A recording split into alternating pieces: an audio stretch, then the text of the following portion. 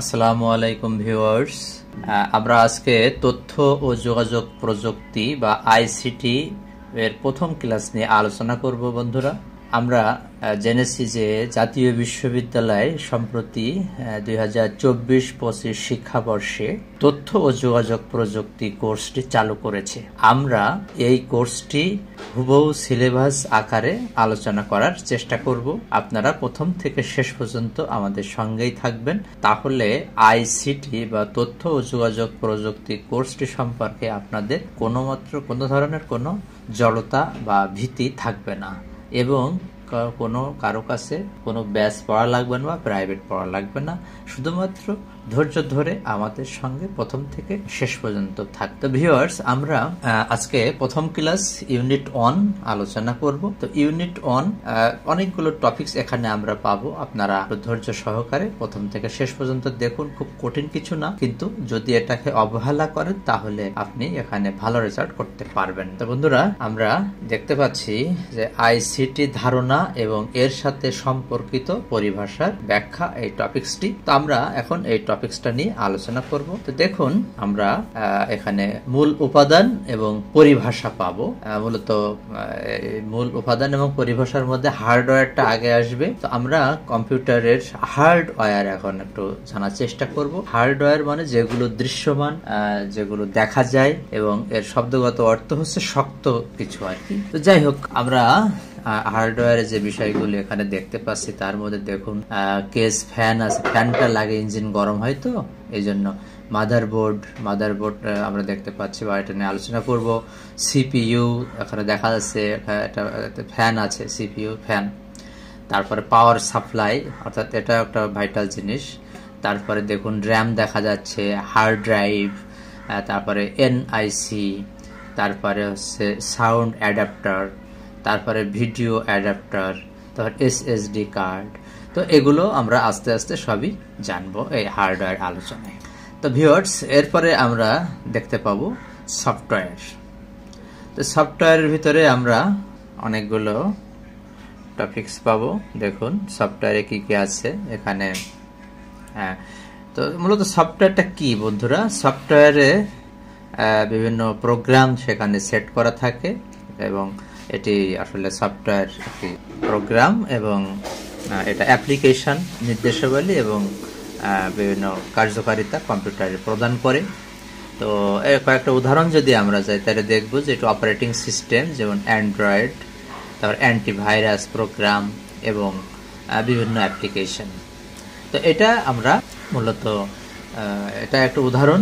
আরও অনেকগুলো অ্যাপ্লিকেশন এখানে আছে দেখতে পাচ্ছি। দেখুন মোজিলা ফায়ারফক্স আছে, গুগল ক্রোম আছে, তারপরে এক্সেল আছে, তারপরে নোশন আছে, তারপরে দেখুন ব্রাউজার, তারপরে ইন্টারনেট ব্রাউজার এটা, তারপরে এটা দেখতে পাচ্ছি যে মাইক্রোসফট ওয়ার্ড, এরকম বিভিন্ন, এখানে স্কাইপি, এরকম বিভিন্ন অ্যাপ্লিকেশন এখানে আছে। মূলত এগুলো হচ্ছে সফটওয়্যার পার্ট। তো আমরা বন্ধুরা এক এক করে সবগুলোই আমরা আলোচনা করব, ধৈর্য ধরে আমাদের সঙ্গে থাকুন।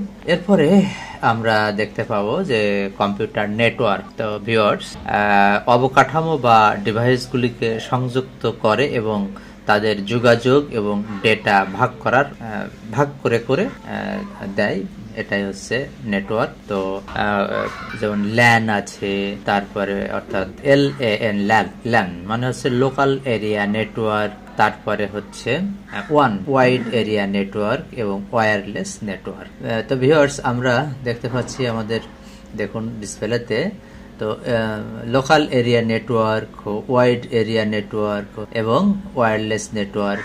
তারপরে আছে CAN, ক্যান হচ্ছে ক্যাম্পাস এরিয়া নেটওয়ার্ক। তারপরে ম্যানটা দেখুন মেট্রোপলিটন এরিয়া নেটওয়ার্ক। তারপর ওয়ান মানে ওয়াইড এরিয়া নেটওয়ার্ক। তো বন্ধুরা, এখানে ক্যান দেখুন ক্যাম্পাস এরিয়া নেটওয়ার্ক, আবার কন্ট্রোলার এরিয়া নেটওয়ার্ক, দুইভাবেই এটা ব্যাখ্যা করা হয়েছে। তো আমরা যে চিত্রটা দেখতে পাচ্ছি, দেখুন এটা কম্পিউটার নেটওয়ার্ক। এখানে প্রথমে দুই ধরনের পাবো। এটা হচ্ছে পাবলিক নেটওয়ার্ক এবং প্রাইভেট নেটওয়ার্ক। তারপর আমরা পাবো pan, LAN, can, man, one. তো এগুলা ভিউয়ার্স, আবার ভিডিওটি একটু মনোযোগ সহকারে দেখুন, শুনুন, তাহলে আপনারা ভালোভাবে বুঝতে পারবেন। তারপরেও যদি এখান থেকে বুঝতে না পারেন তাহলে আমার ভিডিও ডেসক্রিপশানে আমি পুরা এটার ডিটেলস দিয়ে দেব, সেখান থেকেও আপনি কপি করে যদি প্রিন্ট করেন তাহলে ওখান থেকে আপনি পড়তে পারবেন এবং পরীক্ষায় ভালো ফলাফল করতে পারবেন। সুতরাং আমার চ্যানেলটি লাইক কমেন্টস করুন এবং সাবস্ক্রাইব করে পাশে থাকুন এবং আমাকে আপনাদের পাশে রাখুন। তো আমরা যে বিষয়গুলো দেখলাম, তো এখানে এগুলোই মূলত। আর যেহেতু আমরা অত সময় পাবো না, এই জন্য আপনারা pan, LAN, can, man, one এগুলো সম্পর্কে বিস্তারিত আপনারা একটু দেখে নেবেন। এটা খুব কঠিন কিছু না। এরপরে আমরা যেটা দেখব যে বন্ধুরা, ইন্টারনেট কাকে বলে। তো দেখুন, ইন্টারনেট বর্তমান যুগে খুব আলোচিত একটি বিষয়। তো ইন্টারনেট হলো বিশ্বজুড়ে সংযুক্ত কম্পিউটার নেটওয়ার্কগুলোর একটি বিশাল ব্যবস্থা, যা ডেটা বা তথ্য আদান প্রদান ও যোগাযোগের সুযোগ তৈরি করে। তো আমরা ডিসপ্লেতে দেখতে পাচ্ছি যে এক দেশ থেকে আর এক দেশ, তারপরে এক প্রতিষ্ঠান থেকে আর এক প্রতিষ্ঠান সংযুক্ত আর কি। তো আপনি আপনার নেটওয়ার্কে বা আপনার ডেস্কটপে বা আপনার মোবাইল থেকে ব্রাউজারে যে কোনো ব্যক্তি প্রতিষ্ঠানের যদি সার্চ দেন তাহলে আপনারা তথ্য পেয়ে যাবেন। তো এই যে সিস্টেমটা, এটা ইন্টারনেটের কারণেই সম্ভব হয়েছে। তো বন্ধুরা, ইন্টারনেট হলো বিশ্বজুড়ে সংযুক্ত কম্পিউটার নেটওয়ার্কগুলোর একটি বিশাল ব্যবস্থা, যা মূলত বিভিন্ন ডাটা আদান প্রদান এগুলো করা যায়। তারপরে এটি একটি নেটওয়ার্ক হিসেবে কাজ করে, যা ব্যবহারকারীদের বিভিন্ন তথ্য অনুসন্ধান, যোগাযোগ, যেমন চ্যাট ও ভিডিও কনফারেন্স, ভিডিও কল, তারপরে অনলাইন ব্যাংকিং, কেনাকাটা এবং অন্যান্য অনেক কাজে এটাকে সক্ষম করে তোলে। তো মূলত এটাই মূলত আলোচনা। আমাদের যে কোর্স, এই কোর্সে হয়তো ইন্টারনেটের পুরা ডিটেলস হয়তো আর আপনাদের পড়ানো হবে না। এটুকু জানতে পারলেই আপনার মোটামুটি ভালো রেজাল্ট করতে পারবেন। তো এরপরে আমরা দেখব যে তথ্য বা ইনফরমেশনটা কি। তো ভিউয়ার্স, কাঁচা তথ্য যা আইসিটি সিস্টেম প্রক্রিয়া এবং পরিচালনা করে।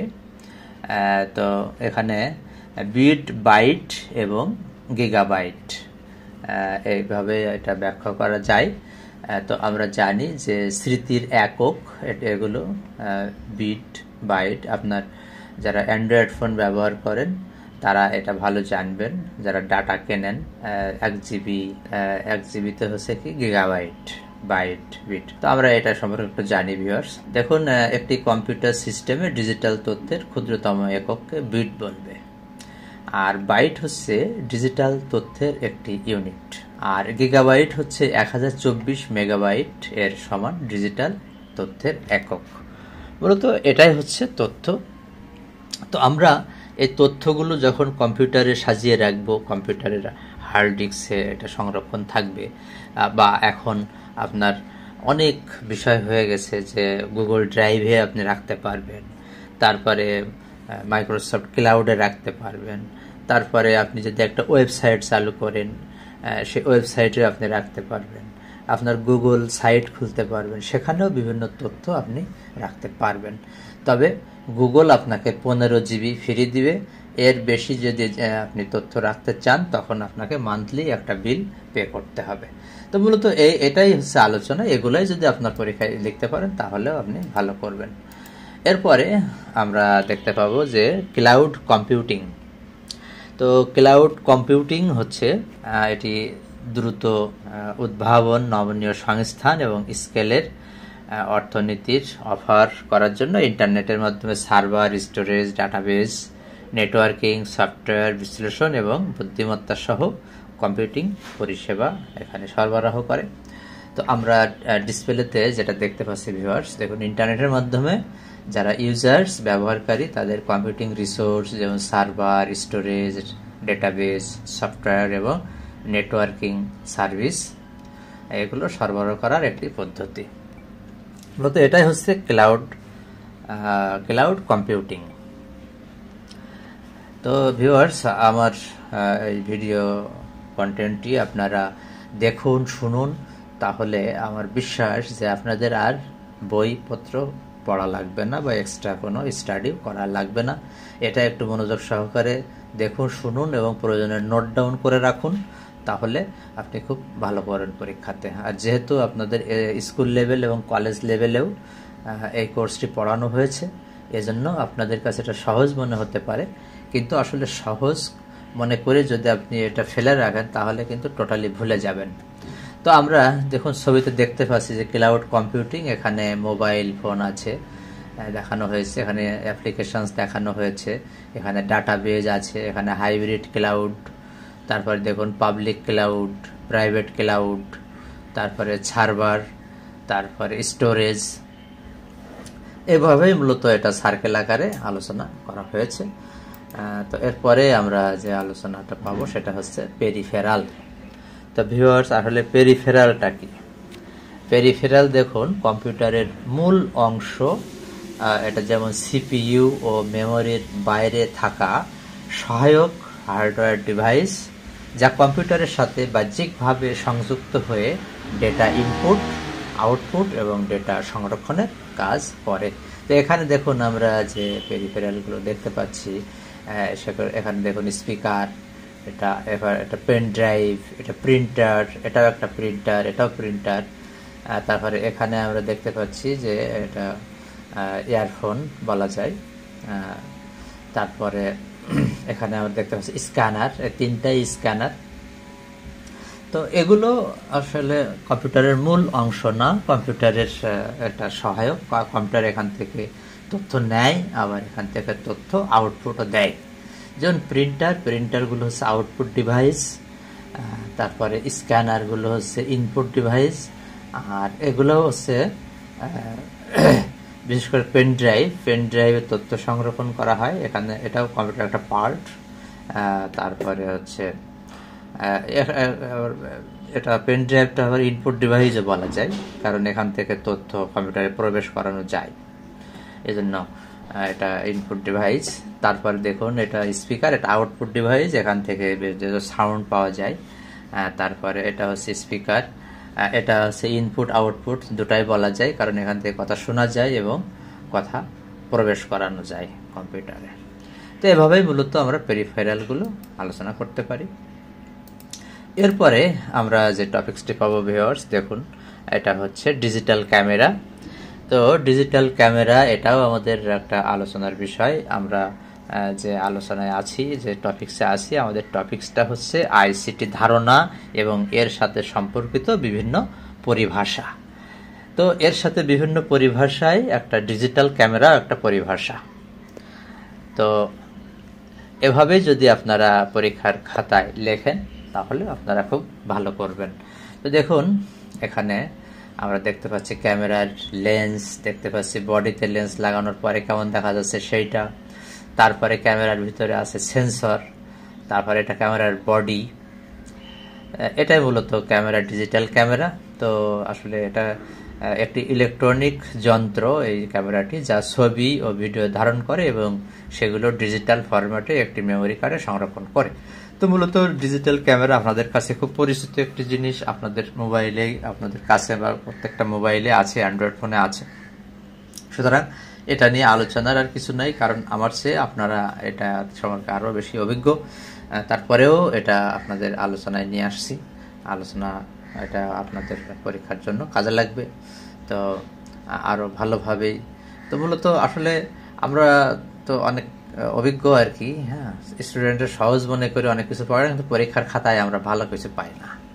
পরীক্ষার খাতা যখন দেখি তখন মানে এমন এমন বিষয় তারা নিয়ে আসে যেটা আমরা ধারণাই করতে পারি না যে অনার্স লেভেলের একজন স্টুডেন্ট এইভাবে লিখতে পারে। শিক্ষার্থী বন্ধুরা, তো প্রথম ক্লাস আজকে এ পর্যন্তই। এরপরে আপনারা ইউনিট 1 এর দ্বিতীয় ক্লাস দেখবেন এই প্রত্যাশা ব্যক্ত করছি, কারণ ধারাবাহিকভাবে সব ক্লাসগুলো যদি না দেখেন তাহলে কিন্তু আপনারা বুঝতে পারবেন না। তো দ্বিতীয় ক্লাস দেখবেন এই প্রত্যাশা ব্যক্ত করে আজকের মতো বিদায় নিচ্ছি। আসসালামু আলাইকুম ওয়া রাহমাতুল্লাহি ওয়া বারাকাতুহু।